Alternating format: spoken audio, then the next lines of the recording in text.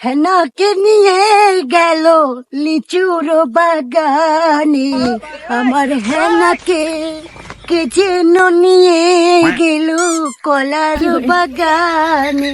আরে কলার বাগানে হেনা, কলার বাগানে হেনা যে কোথায় কি কাল লাগে করতাছে লিচুর বাগানে, কলা দিয়া দিতাছে কে যে নিয়ে গেল হেনাকে।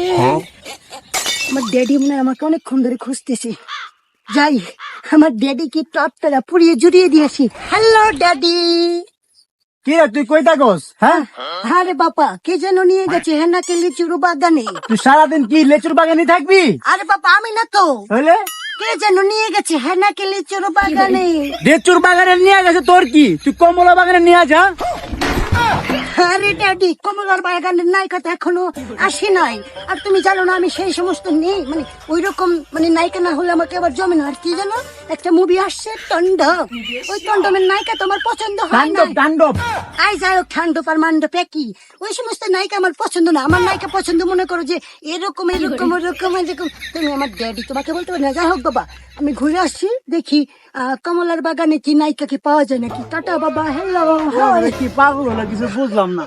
লিচুর বাগানে কে যেন নিয়ে গেল কমলার বাগানে, হেনাকে কে যেন কলা বাগানে নিয়ে কি যে করতেছে হেনাকে নিয়ে কমলার বাগানে, কমলার বাগানে হেনাকে নিয়ে।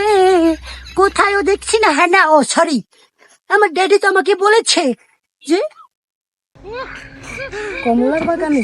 ও আমি যে যাব কমলার বাগানে নায়িকাকে নিয়ে। হ্যালো নায়িকা, I am only one, this is মারাবি, ও থেকে খারাপি আমার ড্যাডি। টাকা পয়সা কি কম আছে? কোথায় কমলা সুন্দরী? তোমাকে আমি খুঁজতেছি, চলো কাম হিয়ার।